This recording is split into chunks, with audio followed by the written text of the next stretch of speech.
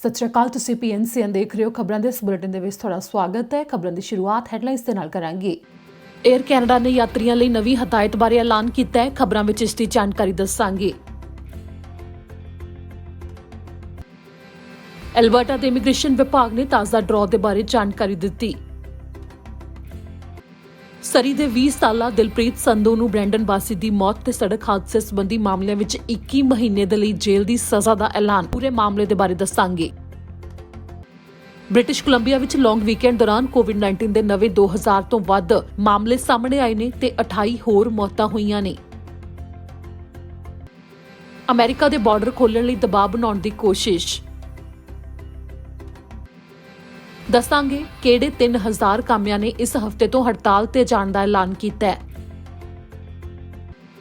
ਤੇ ਐਲਬਰਟਾ ਸਰਕਾਰ ਨੇ ਅੱਜ ਇੱਕ ਨਵੀਂ ਐਪ ਲਾਂਚ ਕੀਤੀ ਹੈ ਕੋਵਿਡ-19 ਦੇ ਟੀਕੇ ਲੱਗੇ ਹੋਣ ਦੇ ਸਬੂਤ ਦੇਖਣ ਦੇ ਵਾਸਤੇ।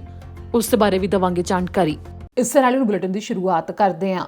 ਅਮਰੀਕਾ ਦੇ ਵੱਲੋਂ ਹਜੇ ਤੱਕ ਫੈਸਲਾ ਨਹੀਂ ਲਿਆ ਗਿਆ ਹੈ ਕਿ ਕੈਨੇਡਾ ਦੇ ਵਾਸਤੇ ਲੈਂਡ ਬਾਰਡਰ ਨੇ ਜੋ ਉਹ ਪੂਰੀ ਤਰ੍ਹਾਂ ਖੋਲ੍ਹ ਦਿੱਤੇ ਜਾਣ ਜਾਂ ਫਿਰ ਜਿਨ੍ਹਾਂ ਦੇ ਟੀਕੇ ਲੱਗੇ ਹੋਏ ਨੇ ਉਹਨਾਂ ਦੇ ਵਾਸਤੇ ਖੋਲ੍ਹ ਦਿੱਤੇ ਜਾਣ, ਕਿਉਂਕਿ ਕੈਨੇਡਾ ਨੇ ਆਪਣੇ ਬਾਰਡਰ ਅਮਰੀਕਾ ਵਾਸੀ ਜਿਨ੍ਹਾਂ ਦੇ ਦੋਨੋਂ ਟੀਕੇ ਲੱਗੇ ਹੋਏ ਨੇ ਉਹਨਾਂ ਦੇ ਵਾਸਤੇ ਕਦੋਂ ਦੇ ਖੋਲ੍ਹੇ ਹੋਏ ਨੇ।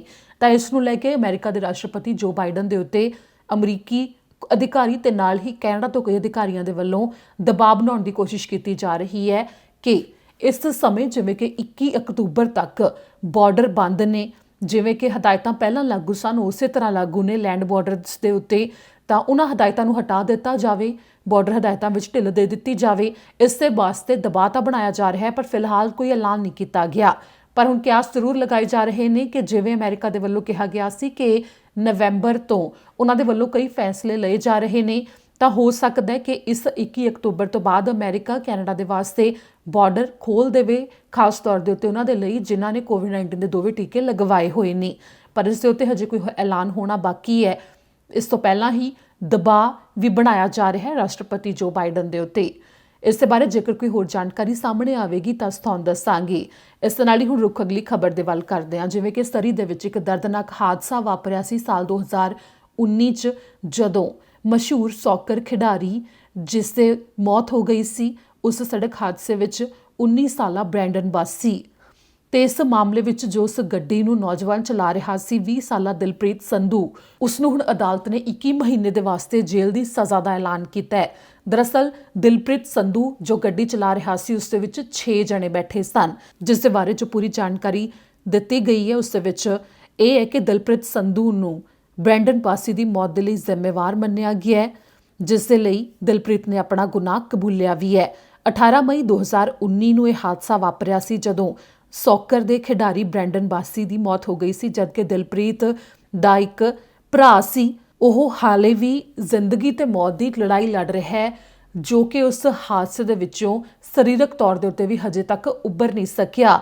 ਤੇ ਦਿਲਪ੍ਰੀਤ ਉਸ ਨੂੰ ਵੀ ਉੱਥੇ ਹੀ ਛੱਡ ਕੇ ਫਰਾਰ ਹੋ ਗਿਆ ਸੀ, ਜੋ ਉਸ ਦਾ ਚਚੇਰਾ ਭਰਾ ਸੀ, ਇਹ ਦੱਸਿਆ ਗਿਆ ਹੈ। ਇਸ ਦੇ ਨਾਲ ਹੀ 122 ਸਟਰੀਟ ਤੇ 78 ਐਵੇਨਿਊ ਦੇ ਲਾਗੇ ਇਹ ਹਾਦਸਾ ਵਾਪਰਿਆ ਸੀ, ਜਿਸ ਦੌਰਾਨ ਦਿਲਪ੍ਰੀਤ ਆਪਣੇ ਪਿਤਾ ਦੀ ਜੀਪ ਚਲਾ ਰਿਹਾ ਸੀ, ਜਿਸ ਦੇ ਵਿੱਚ 5 ਦੀ ਥਾਂ ਦੇ ਉੱਤੇ 6 ਜਣੇ ਬੈਠੇ ਸਨ ਤੇ ਇੱਕ 14 ਸਾਲ ਦੀ ਲੜਕੀ ਗੱਡੀ ਦੇ ਵਿੱਚ ਖੜੀ ਸੀ ਤੇ ਉਸਨੇ ਛੱਤ ਦੇ ਵਿੱਚੋਂ ਸਿਰ ਬਾਹਰ ਕੱਢਿਆ ਹੋਇਆ ਸੀ।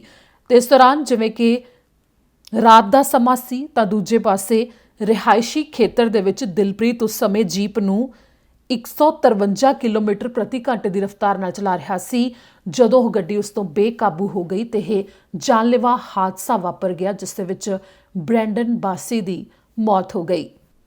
ਅਗਲੀ ਖਬਰ ਹੈ ਕਿ ਜੋ 에ਅਰ ਕੈਨੇਡਾ ਨੇ ਐਲਾਨ ਕੀਤਾ ਯਾਤਰੀਆਂ ਦੇ ਵਾਸਤੇ ਖਾਸ ਜਾਣਕਾਰੀ ਹੈ ਜੋ ਤੁਹਾਨੂੰ ਹੁਣ ਅਸੀਂ ਦੱਸਾਂਗੇ। ਅਕਤੂਬਰ 13 ਯਾਨੀ ਕਿ ਕੱਲ ਤੋਂ ਇਹ ਲਾਗੂ ਹੋ ਰਿਹਾ ਹੈ ਕਿ ਖਾਸ ਤੌਰ ਦੇ ਉੱਤੇ ਟੋਰਾਂਟੋ ਤੋਂ ਜਿਸਨੇ ਵੀ 에ਅਰ ਕੈਨੇਡਾ ਦੀ ਫਲਾਈਟ ਲੈਣੀ ਹੋਵੇ ਤਾਂ ਉਹਨਾਂ ਯਾਤਰੀਆਂ ਦੇ ਵਾਸਤੇ ਕਿਹਾ ਗਿਆ ਹੈ ਕਿ ਉਹ 90 ਮਿੰਟ ਪਹਿਲਾਂ ਪਹੁੰਚਣ 에ਅਰਪੋਰਟ ਦੇ ਉੱਤੇ, ਜਿਸ ਦੇ ਵਿੱਚ ਜੇਕਰ ਕਿਸੇ ਨੇ ਅਮਰੀਕਾ ਦੇ ਵਾਸਤੇ 에ਅਰ ਕੈਨੇਡਾ ਦੀ ਫਲਾਈਟ ਦੇ ਰਾਹੀਂ ਸਫ਼ਰ ਕਰਨਾ ਹੋਵੇ ਜਾਂ ਫਿਰ ਇੰਟਰਨੈਸ਼ਨਲ ਕਿਸੇ ਵੀ ਹੋਰ ਫਲਾਈਟ ਦੇ ਉੱਤੇ ਕਿਸੇ ਵੀ ਹੋਰ ਦੇਸ਼ ਦੇ ਵਾਸਤੇ 에ਅਰ ਕੈਨੇਡਾ ਦੀ ਫਲਾਈਟ ਦੇ ਵਿੱਚ ਜਾਣਾ ਹੋਵੇ ਤਾਂ ਉਸ ਦੇ ਲਈ ਕੰਪਨੀ ਨੇ ਕਿਹਾ ਕਿ 90 ਮਿੰਟ ਪਹਿਲਾਂ ਯਾਤਰੀ 에ਅਰਪੋਰਟ ਦੇ ਉੱਤੇ ਪਹੁੰਚਣ, ਕਿਉਂਕਿ ਕਈ ਹਦਾਇਤਾਂ ਨਵੀਆਂ ਲਾਗੂ ਕੀਤੀਆਂ ਗਈਆਂ ਨੇ ਜਿਨ੍ਹਾਂ ਦੇ ਵਾਸਤੇ ਹੋਰ ਜ਼ਿਆਦਾ ਸਮਾਂ ਲੱਗ ਸਕਦਾ ਹੈ। ਤੇ ਇਸ ਦੇ ਨਾਲ ਹੀ ਜੋ ਕਸਟਮਰ ਸਰਵਿਸ ਹੈ ਉਸ ਥਾਂ ਦੇ ਉੱਤੇ ਵੀ ਹੋਰ ਜ਼ਿਆਦਾ ਜਾਣਕਾਰੀ ਦਿੱਤੀ ਜਾਵੇਗੀ, ਜੋ ਵੀ ਹਦਾਇਤਾਂ ਦੇ ਵਿੱਚ ਤਬਦੀਲੀ ਆਈ ਹੈ ਤੇ ਕਿਸ ਤਰ੍ਹਾਂ ਉਹ ਲਾਗੂ ਹੋ ਰਹੀਆਂ ਨੇ ਤਾਂ ਕਿ ਯਾਤਰੀਆਂ ਨੂੰ ਉੱਥੇ ਪਹੁੰਚ ਕੇ ਕਿਸੇ ਦਿੱਕਤ ਦਾ ਸਾਹਮਣਾ ਨਾ ਕਰਨਾ ਪਵੇ, ਜਿਸ ਕਰਕੇ ਉਹ ਫਲਾਈਟ ਲੈਣ ਤੋਂ 90 ਮਿੰਟ ਪਹਿਲਾਂ ਉੱਥੇ ਪਹੁੰਚ ਜਾਣ। ਇੱਥੇ ਬਿਲਕੁਲ ਜ਼ਿਕਰਯੋਗ ਹੈ ਕਿ ਕੈਨੇਡਾ ਭਰ ਵਿੱਚ ਜਦੋਂ ਤੋਂ ਕੋਵਿਡ-19 ਦੀਆਂ ਹਦਾਇਤਾਂ ਲਾਗੂ ਹੋਈਆਂ ਨੇ ਤਾਂ ਇੰਟਰਨੈਸ਼ਨਲ ਸਫ਼ਰ ਕਰਨ ਦੇ ਵਾਸਤੇ ਯਾਤਰੀਆਂ ਦੇ ਲਈ ਬਾਰ-ਬਾਰ ਕਿਹਾ ਜਾਂਦਾ ਹੈ ਕਿ ਕੁਝ ਘੰਟੇ ਪਹਿਲਾਂ ਉਹ 에ਅਰਪੋਰਟ ਦੇ ਉੱਤੇ ਪਹੁੰਚਣ ਤਾਂ ਕਿ ਉਹਨਾਂ ਨੂੰ ਕਿਸੇ ਦਿੱਕਤ ਦਾ ਸਾਹਮਣਾ ਨਾ ਕਰਨਾ ਪਵੇ। ਤਾਂ ਇਸ ਨੂੰ ਲੈ ਕੇ ਹੀ 에ਅਰ ਕੈਨੇਡਾ ਨੇ ਕੁਝ ਅਜਿਹੀ ਜਾਣਕਾਰੀ ਦਿੱਤੀ ਹੈ, ਜਿਸ ਦੇ ਵਿੱਚ ਉਹਨਾਂ ਨੇ ਕਿਹਾ ਕਿ ਡੋਮੈਸਟਿਕ ਫਲਾਈਟਸ ਨੇ ਜੋ ਯਾਨੀ ਕਿ ਜਿਨ੍ਹਾਂ ਨੇ ਕੈਨੇਡਾ ਦੇ ਅੰਦਰ ਹੀ ਸਫ਼ਰ ਕਰਨਾ ਹੈ ਉਹਨਾਂ ਦੇ ਵਾਸਤੇ ਲਾਗੂ ਤਾਂ ਨਹੀਂ ਹੁੰਦਾ, ਪਰ ਫਿਰ ਵੀ 90 ਮਿੰਟ ਪਹਿਲਾਂ ਪਹੁੰਚ ਜਾਵੋ। ਪਰ 45 ਮਿੰਟ ਪਹਿਲਾਂ ਜੋ ਕਸਟਮਰ ਸਰਵਿਸ ਦੇ ਉੱਤੇ ਜਾ ਕੇ ਜੋ ਬੋਰਡਿੰਗ ਪਾਸ ਲਿਆ ਜਾ ਸਕਦਾ ਤੇ ਆਪਣੇ ਬੈਗ ਜਮ੍ਹਾਂ ਕਰਵਾਏ ਜਾ ਸਕਦੇ ਨੇ। ਪਰ ਜੇਕਰ ਤੁਸੀਂ ਇੰਟਰਨੈਸ਼ਨਲ ਪੱਧਰ ਦੇ ਉੱਤੇ ਟਰੈਵਲ ਕਰਨਾ ਹੈ ਤਾਂ ਉਸ ਦੇ ਲਈ 90 ਮਿੰਟ ਪਹਿਲਾਂ ਪਹੁੰਚਣਾ ਜ਼ਰੂਰੀ ਹੈ। ਇਸ ਤਰ੍ਹਾਂ ਲਈ ਅਗਲੀ ਖਬਰ ਹੈ ਜੋ ਸਰੀ RCMP ਨੇ ਤਾਜ਼ਾ ਜਾਣਕਾਰੀ ਜਾਰੀ ਕੀਤੀ ਹੈ, ਜਿਸ ਦੇ ਵਿੱਚ ਦੱਸਿਆ ਗਿਆ ਕਿ ਨਿਊਟਨ ਖੇਤਰ ਵਿੱਚ ਇੱਕ ਵਿਅਕਤੀ ਦਾ ਪਿੰਜਰ ਮਿਲਿਆ। ਸਰੀ RCMP ਨੇ ਦੱਸਿਆ ਕਿ ਨਿਊਟਨ ਖੇਤਰ ਵਿੱਚ ਇੱਕ ਵਿਅਕਤੀ ਦਾ ਪਿੰਜਰ ਉਹਨਾਂ ਨੂੰ ਮਿਲਿਆ। ਅਕਤੂਬਰ 12, 2021 ਨੂੰ ਸਵੇਰੇ 8:47 ਦਾ ਸਮਾਂ ਸੀ ਜਦੋਂ ਸਰੀ RCMP ਨੂੰ ਰਿਪੋਰਟ ਦਿੱਤੀ ਗਈ ਕਿ 152 ਸਟਰੀਟ ਤੇ 64 ਐਵੇਨਿਊ ਦੇ ਨੇੜੇ ਝਾੜੀਆਂ ਦੇ ਵਿੱਚ ਸਿਟੀ ਦੇ ਕਾਮੇ ਕੰਮ ਕਰ ਰਹੇ ਸੀ ਤਾਂ ਉਸ ਸਮੇਂ ਉਹਨਾਂ ਨੂੰ ਇੱਕ ਪਿੰਜਰ ਦਿਖਾਈ ਦਿੱਤਾ, ਜਿਸ ਤੋਂ ਬਾਅਦ ਉਸ ਲਈ ਮੰਨਿਆ ਗਿਆ ਹੈ ਕਿ ਉਹ ਇੱਕ ਵਿਅਕਤੀ ਦਾ ਪਿੰਜਰ ਹੈ। ਜਿਸ ਤੋਂ ਬਾਅਦ ਮੌਕੇ ਦੇ ਉੱਤੇ ਤੁਰੰਤ ਪੁਲਿਸ ਪਹੁੰਚੀ, ਜਿਨ੍ਹਾਂ ਦੇ ਨਾਲ general investigation unit, integrated forensic identification services ਤੇ BC ਕਾਰਨੋਸ ਸਰਵਿਸ ਤੋਂ ਵੀ ਅਧਿਕਾਰੀ ਮੌਕੇ ਦੇ ਉੱਤੇ ਪਹੁੰਚੇ, ਜਿਨ੍ਹਾਂ ਨੇ ਕਿਹਾ ਕਿ ਜਾਂਚ ਹਜੇ ਸ਼ੁਰੂਆਤੀ ਦੌਰ ਦੇ ਵਿੱਚ ਹੈ। ਹਜੇ ਉਹ ਇਸ ਦੇ ਬਾਰੇ ਕੋਈ ਹੋਰ ਜਾਣਕਾਰੀ ਤਾਂ ਨਹੀਂ ਸਾਂਝੀ ਕਰ ਸਕਦੇ, ਪਰ ਇਸ ਦੇ ਬਾਰੇ ਕਿਸੇ ਹੋਰ ਨੂੰ ਕੋਈ ਜਾਣਕਾਰੀ ਹੋਵੇ ਤਾਂ ਸਰੀ RCMP ਨਾਲ 604 59 502 ਤੇ ਸੰਪਰਕ ਕਰਕੇ ਦੱਸਿਆ ਜਾ ਸਕਦਾ ਹੈ। ਅੱਗੇ ਜਾਣਕਾਰੀ ਹੈ ਕਿ ਬਰੈਂਪਟਨ ਵਿੱਚ ਅੱਜ ਸਵੇਰੇ ਗੋਲੀਆਂ ਚੱਲੀਆਂ, ਜਿਸ ਤੋਂ ਬਾਅਦ ਇੱਕ ਪੰਜਾਬੀ ਵਿਅਕਤੀ ਦਾ ਕਤਲ ਹੋਇਆ।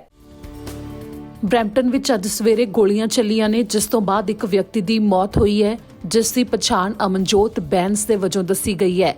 ਜਾਂਚ ਟੀਮ ਨੇ ਦੱਸਿਆ ਕਿ ਉਹਨਾਂ ਦੀ ਹੋਮਿਸਾਈਡ ਤੇ ਮਿਸਿੰਗ ਪਰਸਨ ਬਿਊਰੋ ਤੋਂ ਯੂਨਿਟ ਦੇ ਵੱਲੋਂ ਮਾਮਲੇ ਦੀ ਜਾਂਚ ਕੀਤੀ ਜਾ ਰਹੀ ਹੈ, ਜਿਸ ਦੇ ਵਿੱਚ ਬਰੈਂਪਟਨ ਦਾ ਹੀ ਇੱਕ ਰਹਿਣ ਵਾਲਾ ਵਿਅਕਤੀ ਜਿਸ ਦੀ ਮੌਤ ਹੋਈ ਹੈ। ਮੰਗਲਵਾਰ ਅਕਤੂਬਰ 12:54 ਦਾ ਸਵੇਰ ਦਾ ਸਮਾਂ ਸੀ ਜਦੋਂ ਪੁਲਿਸ ਨੂੰ ਬੁਲਾਇਆ ਗਿਆ ਕਿ ਡਿਕਸੀ ਰੋਡ ਤੇ ਪੀਟਰ ਰੋਬਰਟਸਨ ਬੁਲੇਵਾਰਡ ਦੇ ਨੇੜੇ ਸਿਟੀ ਆਫ ਬਰੈਂਪਟਨ ਦੇ ਵਿੱਚ ਗੋਲੀਆਂ ਚੱਲੀਆਂ ਨੇ। ਜਦੋਂ ਐਮਰਜੈਂਸੀ ਸਰਵਿਸ ਦੇ ਨਾਲ ਹੀ ਪੁਲਿਸ ਅਧਿਕਾਰੀ ਪਹੁੰਚੇ ਤਾਂ ਉੱਥੇ ਇੱਕ ਵਿਅਕਤੀ ਮੌਜੂਦ ਸੀ ਜਿਸ ਤੇ ਗੋਲੀ ਲੱਗੀ ਹੋਈ ਸੀ, ਜਿਸ ਨੂੰ ਹਸਪਤਾਲ ਲਿਜਾਇਆ ਗਿਆ, ਪਰ ਹਸਪਤਾਲ ਪਹੁੰਚ ਕੇ ਉਸਨੇ ਦਮ ਤੋੜ ਦਿੱਤਾ, ਜਿਸ ਦੀ ਪਛਾਣ 36 ਸਾਲਾ ਅਮਨਜੋਤ ਬੈਂਸ ਵਜੋਂ ਹੋਈ ਹੈ। ਪੁਲਿਸ ਅਧਿਕਾਰੀਆਂ ਦਾ ਕਹਿਣਾ ਹੈ ਕਿ ਹਜੇ ਉਹ ਕਾਫੀ ਸ਼ੱਕੀਆਂ ਦੇ ਉੱਤੇ ਇਸ ਸਮੇਂ ਜਾਂਚ ਕਰ ਰਹੇ ਨੇ ਤੇ ਨਾਲ ਹੀ ਭਾਲ ਕਰ ਰਹੇ ਨੇ ਕਿ ਕੋਈ ਵੀ ਚਸ਼ਮਦੀਦ ਉਸ ਮੌਕੇ ਮੌਜੂਦ ਹੋਵੇ ਜਿਸ ਨੇ ਵਾਪਰਦਾ ਵੇਖਿਆ ਹੋਵੇ ਤਾਂ ਪੁਲਿਸ ਦੇ ਨਾਲ ਸੰਪਰਕ ਕੀਤਾ ਜਾ ਸਕਦਾ ਹੈ ਤੇ ਜਾਣਕਾਰੀ ਸਾਂਝੀ ਕੀਤੀ ਜਾ ਸਕਦੀ ਹੈ। ਇਸ ਦੇ ਨਾਲ ਹੀ ਉਸ ਖੇਤਰ ਦੀ ਜੇਕਰ ਕਿਸੇ ਕੋਲ ਵੀ ਕੋਈ ਵੀਡੀਓ ਜਾਂ ਡੈਸ਼ਕੈਮ ਫੁਟੇਜ ਹੋਵੇ ਤਾਂ ਜਾਂਚ ਟੀਮ ਦੇ ਨਾਲ ਸੰਪਰਕ ਕੀਤਾ ਜਾ ਸਕਦਾ ਹੈ, ਜਿਸ ਲਈ ਜਿਵੇਂ ਕਿ ਹੋਮਿਸਾਈਡ ਤੇ ਮਿਸਿੰਗ ਪਰਸਨ ਬਿਊਰੋ ਤੋਂ ਟੀਮ ਜਾਂਚ ਕਰ ਰਹੀ ਹੈ ਤਾਂ 905 453 2121 ਦੇ ਉੱਤੇ ਫੋਨ ਕਰਕੇ ਜਾਣਕਾਰੀ ਦਿੱਤੀ ਜਾ ਸਕਦੀ ਹੈ। ਜੇਕਰ ਤੁਸੀਂ ਆਪਣੀ ਪਛਾਣ ਦੱਸੇ ਬਿਨਾਂ ਜਾਣਕਾਰੀ ਦੇਣਾ ਚਾਹੁੰਦੇ ਹੋ ਤਾਂ ਪੀਲ ਕ੍ਰਾਈਮ ਸਟਾਪਰਸ ਦੇ ਨਾਲ 1800 222 8477 ਦੇ ਉੱਤੇ ਫੋਨ ਕਰਕੇ ਸੰਪਰਕ ਕੀਤਾ ਜਾ ਸਕਦਾ ਹੈ ਤੇ ਜਾਣਕਾਰੀ ਦੱਸ ਸਕਦੇ ਹੋ। ਐਲਬਰਟਾ ਦੇ ਇਮੀਗ੍ਰੇਸ਼ਨ ਵਿਭਾਗ ਨੇ ਤਾਜ਼ਾ PNP ਦੇ ਡਰਾਅ ਬਾਰੇ ਜਾਣਕਾਰੀ ਸਾਂਝੀ ਕੀਤੀ, ਉਸ ਦੇ ਬਾਰੇ ਹੁਣ ਤੁਹਾਨੂੰ ਦੱਸਾਂਗੇ। ਐਲਬਰਟਾ ਦੇ ਇਮੀਗ੍ਰੇਸ਼ਨ ਵਿਭਾਗ ਨੇ ਤਾਜ਼ਾ ਜਾਣਕਾਰੀ ਸਾਂਝੀ ਕੀਤੀ ਹੈ, ਜੋ ਉਹਨਾਂ ਨੇ ਸਤੰਬਰ 30 ਨੂੰ PNP ਦਾ ਡਰਾਅ ਕੱਢਿਆ ਸੀ, ਉਸ ਦੀ ਜਾਣਕਾਰੀ ਦੱਸੀ ਗਈ ਹੈ, ਜਿਸ ਵਿੱਚ ਐਲਬਰਟਾ ਇਮੀਗ੍ਰੈਂਟ ਨੋਮਿਨੀ ਪ੍ਰੋਗਰਾਮ ਦੇ ਤਹਿਤ 275 ਜਣਿਆਂ ਨੂੰ ਇਨਵੀਟੇਸ਼ਨ ਭੇਜੇ ਗਏ ਨੇ। ਐਕਸਪ੍ਰੈਸ ਐਂਟਰੀ ਸਟਰੀਮ ਦੇ ਵਿੱਚ ਹੀ ਇਹ ਡਰਾਅ ਕੱਢਿਆ ਗਿਆ, ਜਿਸ ਦੇ ਵਿੱਚ ਵੀ ਘੱਟੋ ਘੱਟ ਸਕੋਰ 300 ਤੱਕ ਗਿਆ। ਦਰਅਸਲ ਐਲਬਰਟਾ ਦੇ ਵੱਲੋਂ ਐਲਬਰਟਾ ਐਕਸਪ੍ਰੈਸ ਐਂਟਰੀ ਸਟਰੀਮ ਦੇ ਸਤੰਬਰ ਮਹੀਨੇ 4 ਡਰਾਅ ਕੱਢੇ ਗਏ ਤੇ ਹਰ ਇੱਕ ਦੇ ਵਿੱਚ ਘੱਟੋ ਘੱਟ ਸਕੋਰ 300 ਤੱਕ ਗਿਆ ਸੀ ਤੇ ਕੁੱਲ ਸਤੰਬਰ ਮਹੀਨੇ 1610 ਜਣਿਆਂ ਨੂੰ ਇਨਵੀਟੇਸ਼ਨ ਭੇਜੇ ਗਏ ਨੇ ਇਸੇ ਸਟਰੀਮ ਦੇ ਵਿੱਚ।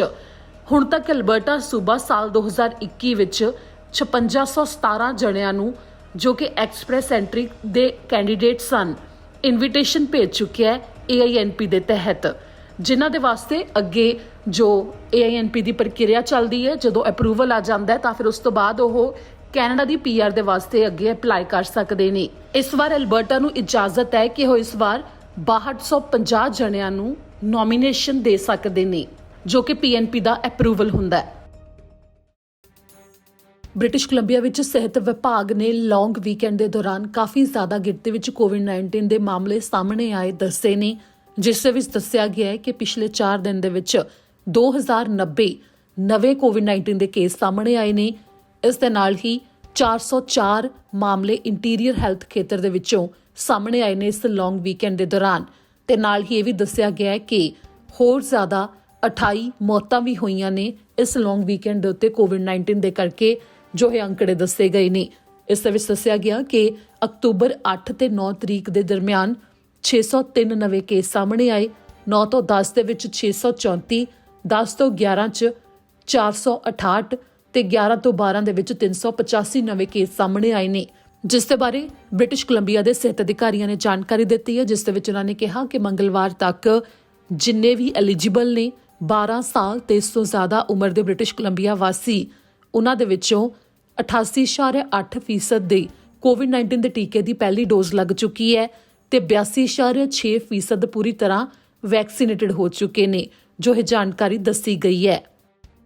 ਹੁਣ ਅਗਲੀ ਖਬਰ ਦੇ ਵੱਲ ਰੁਕ ਕਰਾਂਗੇ। ਕਿਊਬੈਕ ਦੇ ਕਈ ਖੇਤਰਾਂ ਵਿੱਚ ਡੇ ਕੇਅਰ ਕਾਮੇ ਨੇ ਜੋ ਉਹਨਾਂ ਦੇ ਵੱਲੋਂ ਹੜਤਾਲ ਦਾ ਐਲਾਨ ਕਰ ਦਿੱਤਾ ਗਿਆ ਹੈ। ਇਸ ਹਫ਼ਤੇ ਤੋਂ ਹੜਤਾਲ ਸ਼ੁਰੂ ਕੀਤੀ ਜਾ ਰਹੀ ਹੈ। ਵਾਰੋ-ਵਾਰੀ ਕਾਮੇ ਹੜਤਾਲ ਦੇ ਉੱਤੇ ਜਾਣਗੇ, ਜਿਸ ਵਿੱਚ ਦੱਸਿਆ ਜਾ ਰਿਹਾ ਹੈ ਕਿ 3000 ਕਾਮੇ ਹੜਤਾਲ ਦੇ ਉੱਤੇ ਜਾਣਗੇ। ਦਰਅਸਲ ਇਸ ਦੌਰਾਨ ਇੱਕ ਕੰਟਰੈਕਟ ਨੂੰ ਰੀਨਿਊ ਕੀਤੇ ਜਾਣ ਦੇ ਵਾਸਤੇ ਮੰਗ ਕੀਤੀ ਜਾ ਰਹੀ ਸੀ ਕਿ ਜਦੋਂ ਰੀਨਿਊ ਕੀਤਾ ਜਾਣਾ ਤਾਂ ਉਸ ਦੇ ਵਿੱਚ ਹੋਰ ਜ਼ਿਆਦਾ ਮੰਗਾਂ ਨੂੰ ਪੂਰਾ ਕੀਤਾ ਜਾਵੇ। ਤਾਂ ਕਾਮਿਆਂ ਦੀ ਯੂਨੀਅਨ ਦੇ ਵੱਲੋਂ ਇਸ ਬਾਰੇ ਜਾਣਕਾਰੀ ਦਿੱਤੀ ਗਈ ਕਿ ਉਹਨਾਂ ਮੰਗਾਂ ਨੂੰ ਜਦੋਂ ਨਹੀਂ ਮੰਨਿਆ ਜਾ ਰਿਹਾ ਤਾਂ ਅੰਤ ਵਿੱਚ ਉਹਨਾਂ ਨੂੰ ਇਹ ਰਾਹ ਚੁਣਨਾ ਪੈ ਰਿਹਾ ਹੈ ਕਿ ਉਹਨਾਂ ਦੇ ਕਾਮੇ ਨੇ ਜੋ ਹੜਤਾਲ ਦੇ ਉੱਤੇ ਜਾਣਗੇ।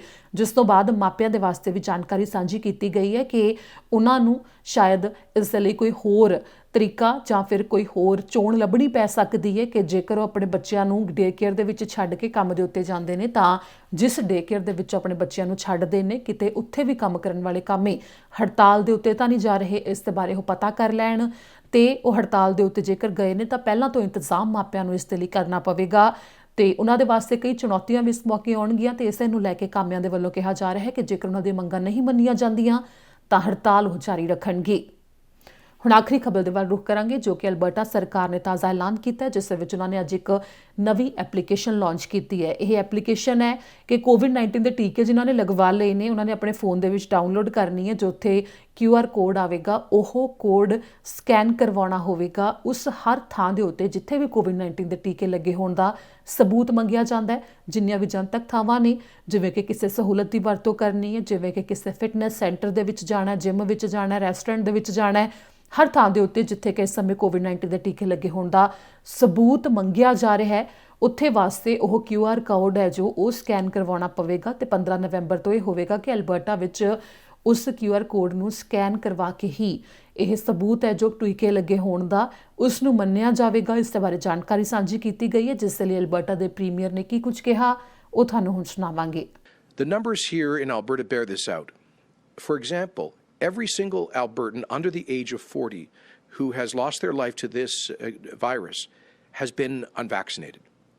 That's why today I'm announcing steps to make it easier and more secure for people and businesses to participate in the program, the REP, and to limit the spread of COVID-19.